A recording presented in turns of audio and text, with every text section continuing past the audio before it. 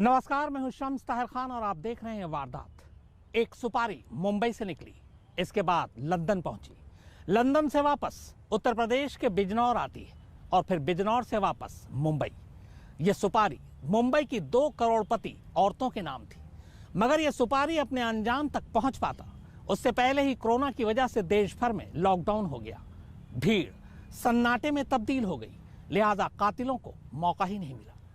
Mumbai police उससे पूछताछ कर असलहों के साथ उसके मुंबई में छुपे होने की सच्चाई पता लगा पाती। तब तक बड़े हैरानी भरे तरीके से उसके कब्जे से पुलिस को 2 महिलाओं की तस्वीरें हाथ लगती हैं। इनमें एक का नाम है जया भगत, जबकि दूसरे का नाम है आशा।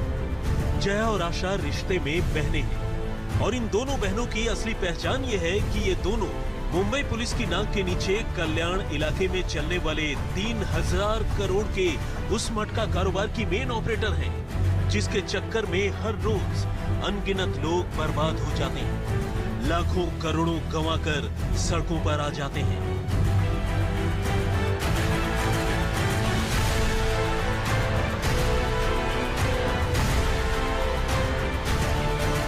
लेकिन फिर सवाल यह है कि आखिर जावेद के पास जया और आशा की तस्वीरों का क्या काम है?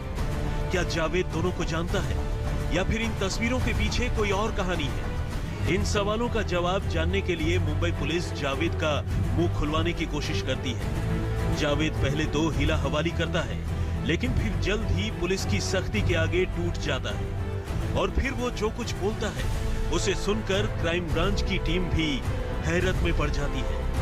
जावेद की माने तो आने वाले किसी भी रोज जया और आशा की जान जा सकती है, क्योंकि दोनों के नाम की सुपारी निकल चुकी है और सुपारी भी ऐसी वैसी नहीं, बल्कि मुंबई से इंग्लैंड और इंग्लैंड से बिजनौर होते हुए मुंबई के लिए पूरे 60 लाख रुपए की सुपारी।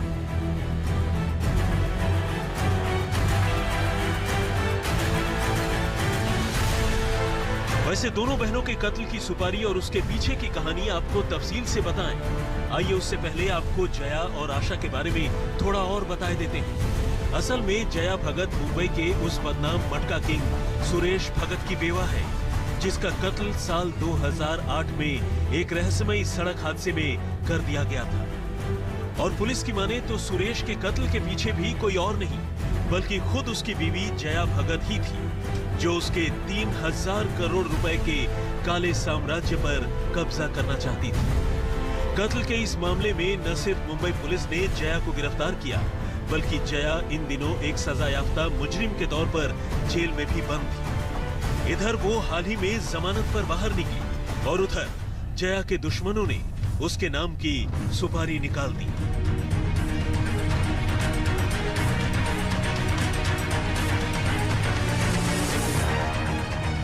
असल में क्राइम ब्रांच के हत्थे चढ़ा जावेद तो सिर्फ एक मोहरा भर था, जो जया और आशा की जान लेना चाहता था। लेकिन इस काम में जावेद के अलावा और भी कई लोग शामिल थे, जो सुपारी गैंग से जुड़े थे। और यही सुपारी गैंग दिन रात जया और आशा की रेकी कर एक अदद ऐसे मौके की तलाश में था, जब दोनों को गोलियों का निशाना बनाया जा सके।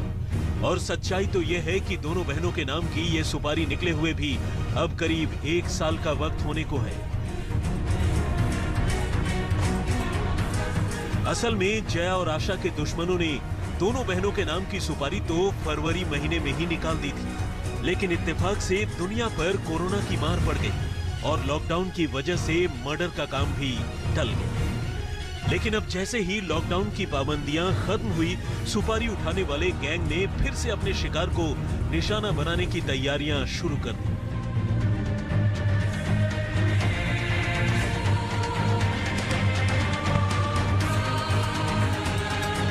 अब जावेद की निशानदेही पर पुलिस एक एक कर मुंबई और यूपी से अनवर दर्जी, मकसूद कुरैशी और रामवीर शर्मा उर्फ पंडित समेत कुल 5 लोगों को गिरफ्तार कर दी है।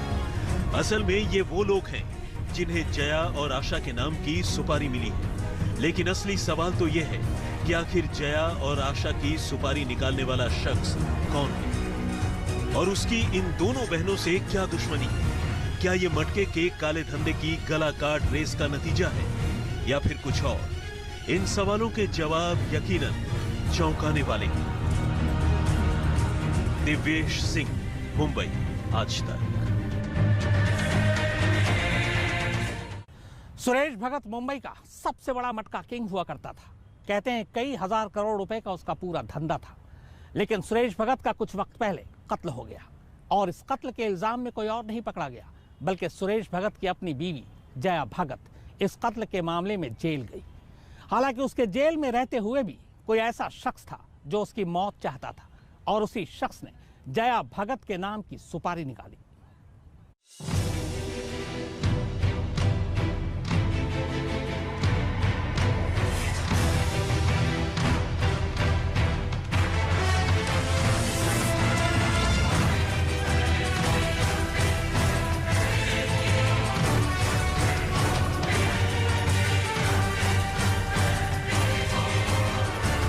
अब एक एक कर 5 मुलजिम क्राइम ब्रांच के हत्थे चढ़ चुके थे, जिन्हें जया भगत और उसकी बहन आशा के कत्ल की सुपारी मिली थी। वो तो भला हो लॉकडाउन का कि दोनों बहनों के कत्ल का काम टल गया और इससे पहले कि लॉकडाउन खुलने के बाद ये गैंगस्टर उन्हें अपनी गोलियों का निशाना बना दे, सारे के सारे दबोच लिए गए।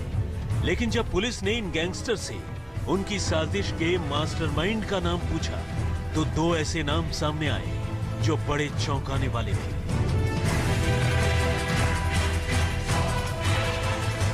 इनमें एक नाम तो था मैनचेस्टर, इंग्लैंड के रहने वाले बशीर बेगानी उर्फ मामू का, जबकि दूसरा नाम था मारे गए मटका किंग सुरेश भगत के छोटे भाई विनोद भगत का।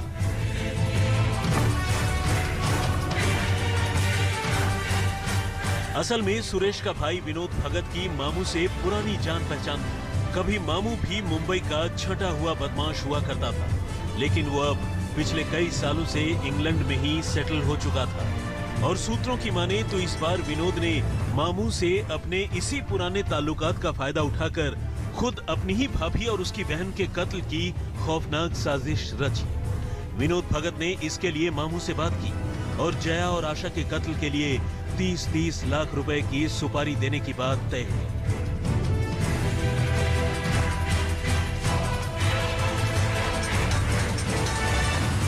मामू ने इंग्लैंड में बैठे बैठे बिजनौर के रामवीर शर्मा उर्फ पंडित से बात की और पंडित ने इस काम के लिए हामी भर दी। और तो और इस काम के लिए 14 लाख रुपए की पेशगी यानी एडवांस भी दिया जा चुका था। यानी अब सुपारी निकल चुकी थी। सुपारी को अमल में लाने वाला पंडित गोली चलाने के लिए गुर्गों का भी चुनाव कर चुका था, लेकिन ऐन मौके पर लॉकडाउन ने रास्ता काट दिया।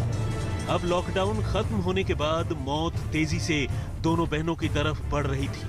कातिलों ने न सिर्फ दोनों के घर की रेकी कर ली, बल्कि उनकी तस्वीरें जुटाने के साथ साथ उनके मकानों की तस्वीर, उनके घर से बाहर निकलने और लौटने की टाइमिंग वगैरह सब कुछ पता कर लिया। अब बस जिगर दबने ही वाला था, लेकिन तब तक पुलिस को खबर मिल गई। 18 दिसंबर को खारदांडा एरिया में एक होटल के सामने इंफॉर्मेशन के हिसाब से वहां पर जावेद नाम का एक आरोपी क्राइम यूनिट 9 ने वहां पे डिटेन किया, जिसके पास 2 देसी बनावटी के कट्टे थे, 6 कारतूसें भी थी और उसके पास में 2 पिक्चर्स मिली जो कि 2 लेडीज की पिक्चर्स थी। आफ्टर डिटेल इंट्रोगेशन फिर पता चला कि उसको सुपारी मिली है कि इन 2 लेडीज को एलिमिनेट करना है। बिजनौर से 3 आरोपी को लाया गया और एक अहमदाबाद के पास से भी एक आरोपी को लाया गया। तो ओवरऑल 5 आरोपी बेसिकली इसमें अरेस्ट हो चुके हैं और एक छठा इज एट अबेयंस। कुछ इसी तरह पुलिस ने एक दोहरे कत्ल को होने से पहले ही सुलझा लिया, लेकिन ये सवाल अब भी जस का तस था कि आखिर एक देवर ने ही अपनी भाभी की सुपारी क्यों दी। क्या ये देवर भाभी के पुरानी जाति दुश्मनी का नतीजा थी, या फिर अब विनोद भगत अपनी भाभी से मटका साम्राज्य की कमान अपने हाथों में लेना चाहता था। असल में ये जया भगत ही थी जिस पर अपने पति के कत्ल का इल्जाम था और अदालत में उसे इस जुर्म की सजा भी मिली थी। ऐसे में पहले ही मारे गए सुरेश भगत के छोटे भाई विनोद का अपनी भाभी से दुश्मनी रखना भी लाजमी था। Revenge of his brother's death Suresh Bhagat जिसमें कि एक ये लेडी भी उसमें आरोपी थी। या तो उसका रिवेंज हो सकता है या उनकी बिजनेस सुप्रीमेसी का भी कारण हो सकता है। विनोद भगत ने करीब 60 लाख रुपए की सुपारी दी थी जया भगत और उनकी बहन के मर्डर के लिए। इसके लिए उन्होंने मामू उर्फ बशीर को यूके में कांटेक्ट किया था और मामू बशीर ने उसके बाद बिजनौर और राजस्थान से शूटर्स हायर किए। लेकिन सवाल ये था कि अगर दोहरे कत्ल की ये साजिश सिर्फ और सिर्फ बदले की वजह से ही रची गई, तो फिर विनोद भगत ने अपने भाई के कत्ल का बदला लेने के लिए इतना लंबा इंतजार क्यों किया? कहीं ऐसा तो नहीं कि वो अपनी भाभी के हाथों से मटके के कारोबार को दोबारा छीनना चाहता था? दिव्येश सिंह, मुंबई, आज तक। वक्त ने कैसे करवट ली। कभी उसने खुद अपने पति के नाम की सुपारी निकाली थी, फिर उसी के नाम की सुपारी निकल। जया और आशा भगत की मौत की साजिश जितनी गहरी थी, उससे कहीं ज्यादा गहरी साजिश थी सुरेश भगत के कत्ल की। कमाल देखिए कि जया भगत ने अपने ही पति के नाम की सुपारी निकाली और अब उसके नाम की खुद सुपारी निकाली गई। दरअसल जया भगत ने अरुण गवली गैंग के गुर्गों को अपने पति के नाम की सुपारी दी थी, लेकिन उसके पति का कत्ल कैसे किया गया, ये जानकर आप हैरान रह जाएंगे। न गोली चली, न बम चला, न चाकू चला, फिर भी मौत हो गई।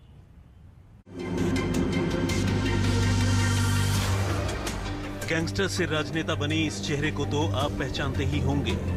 जी हाँ, वही अरुण गौली जिसका मुंबई के अंडरवर्ल्ड में कभी अपना अलग ही मुकाम था। और इसी अरुण गौली के एक गुर्गे पर कभी मुंबई के मटका किंग रहे सुरेश भगत के कत्ल का इल्जाम लगा। और कत्ल भी ऐसा वैसा नहीं, बल्कि रोड एक्सीडेंट के बहाने। वो तो मुंबई पुलिस के खबरियों ने उसे इस कत्ल की इनसाइड स्टोरी बता दी, वरना सुरेश भगत का कत्ल भी हमेशा हमेशा के लिए एक राज ही बनकर रह जाता। मुंबई में 3000 करोड़ का कल्याण मटका चलाने वाले सुरेश भगत के बारे में कहा जाता है कि उसका कत्ल खुद उसकी बीवी जया भगत और बेटे हितेश ने लाखों रुपए की सुपारी देकर करवाया। साल 2008 में जब सुरेश भगत अपने लोगों के साथ एक एसयूवी में अलीबाग पेन रोड से गुजर रहा था, तब सामने से आते एक तेज रफ्तार ट्रक ने एसयूवी को टक्कर मार दी। ये टक्कर इतनी भयानक थी कि एसयूवी में बैठे भगत समेत सभी के सभी 6 लोगों की मौत हो गई। लोगों ने तो इसे सड़क हादसा ही समझा और पुलिस भी इसी एंगल से मामले की जांच कर रही थी। लेकिन इसी बीच एक मुखबिर ने पुलिस को कत्ल की साजिश के बारे में खुफिया इत्तला दी और फिर जांच में कड़ी दर कड़ी जुड़ती चली गई। सुपारी देने वालों के तौर पर खुद भगत की बीवी जया और उसके बेटे हितेश का नाम सामने आया। लेकिन एक वो दिन था और एक आज का दिन। जया के साथ उसके देवर यानी सुरेश के छोटे भाई विनोद के रिश्ते हमेशा हमेशा के लिए खराब हो गए। दिव्येश सिंह, मुंबई, आज तक। तो वारदात में फिलहाल इतना ही, मगर आज तक पर खबरों का सिलसिला लगातार जारी है। नमस्कार, मैं हूं अंजना ओम कश्यप। हमें उम्मीद है ये वीडियो आपको पसंद आया होगा। लेटेस्ट खबरों के लिए यूं ही देखते रहिए आज तक और इस वीडियो के पसंद आने पर लाइक, शेयर एंड सब्सक्राइब करना ना भूलें।